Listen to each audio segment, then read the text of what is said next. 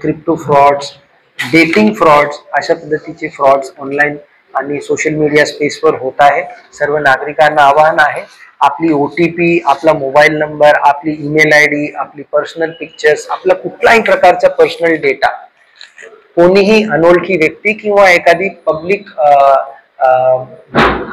Access असलेली जे काही वेबसाईट आहे, पोस्ट आहे, अशा करू नये, जेणेकरून आपला जे डेटा आहे ते किसी अनोळखी व्यक्ती त्याला गैरवापर करता येईल।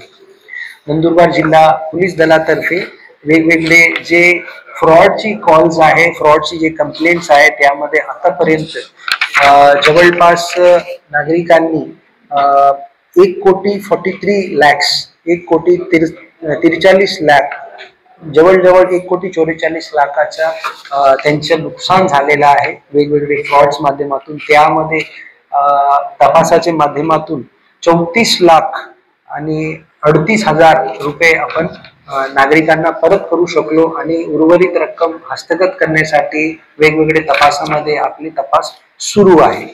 माझी सर्व नागरिकांना विनंती आहे, सोशल मीडिया त्याचबरोबर इंटरनेटवर येणारी जे काही ॲप्लिकेशन्स आहे, कॉल्स आहे, त्याच्यावर विश्वास न ठेवता खात्री करूनच असे ॲप्लिकेशन्स वापरा आणि कुठल्याही प्रकारची माहिती त्याला व्हेरीफाय न करता त्याच्यावर विश्वास ठेवू नका।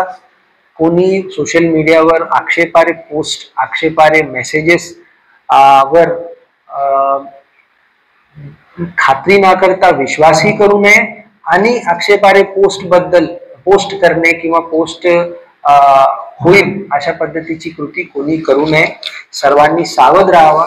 नंदुरबार जिल्हा पोलीस दलातर्फे या महिन्यात वेगवेगळी कार्यक्रमाच्या माध्यमातून जनजागृती मोहीम राबविण्यात येणार आहे। नागरिकांना कुठल्याही प्रकारची शंका किंवा काही तक्रार असल्यास त्यांनी तात्काळ डायल 112 वर संपर्क साधावा आणि सायबर फ्रॉडचे बद्दल जे काही तक्रार आहे त्याबद्दल 1930 या हेल्पलाईनवर संपर्क साधावा। त्याचबरोबर महाराष्ट्र राज्य स्तरावर 1945 ही संपर्क क्रमांक आहे, त्याच्यावर सुद्धा आपण संपर्क करू शकतात।